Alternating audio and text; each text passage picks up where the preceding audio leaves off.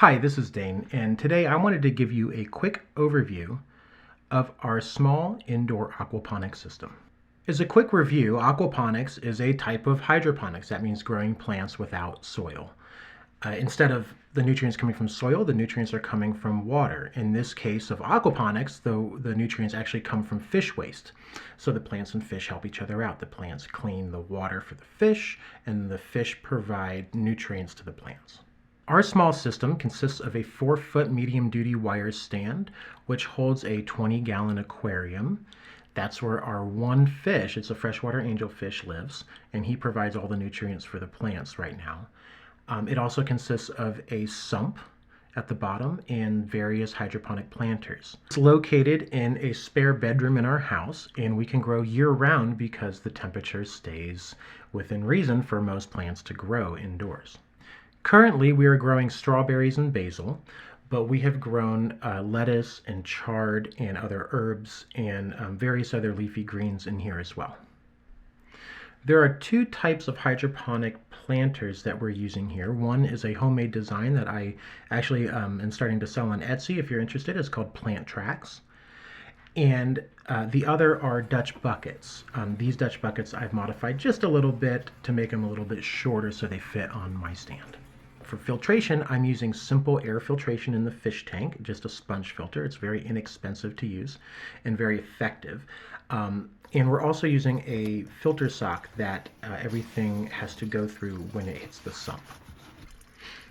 As we look at the shelving from top to bottom, the very top of the unit actually houses a lot of things that aren't related at all. It houses our internet modem and router and some electrical things and a big ventilation oscillating fan that helps us because on the other side of the room we grow seedlings in here too. The shelf underneath that has a few lights on it, and we use this to grow starts or seedlings or microgreens just for ourselves. So this actually is not connected to the system at all. We could still expand the system a little bit further. The shelf beneath that houses the fish tank mostly.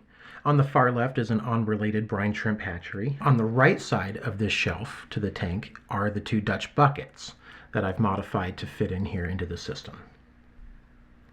The shelf beneath the fish tank houses our horizontal NFT, that stands for Nutrient Film Technique, hydroponic planters. These are our Plant Tracks planters.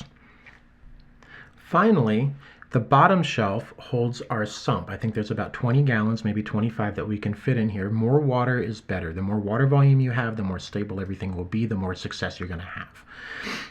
To the left of this is an unrelated 10-gallon aquarium that I use to grow out brine shrimp for fish food. This is a good time to mention the lighting that we use. These are LED strip lights. These are of a brand called Barina. You can find them on Amazon, and they link together. They're quite cost effective, and I've had pretty good luck growing under them.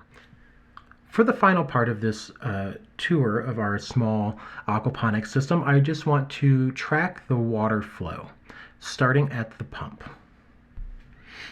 The pump I'm using is an Orlushy DC5000. I actually did a review on this pump. You can check it out here.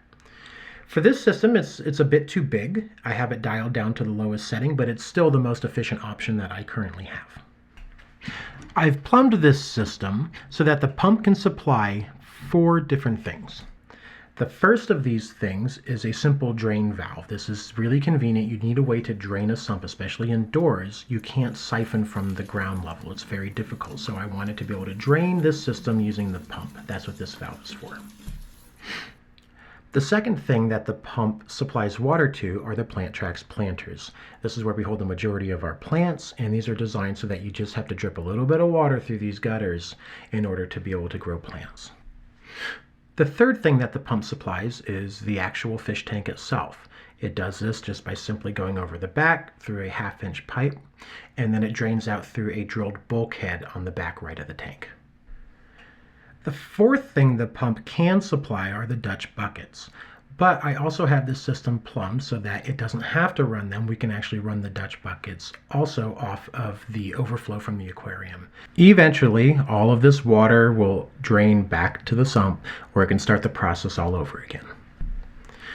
I hope you've enjoyed seeing my take on a small aquaponics system. It has been successful, but it hasn't been easy.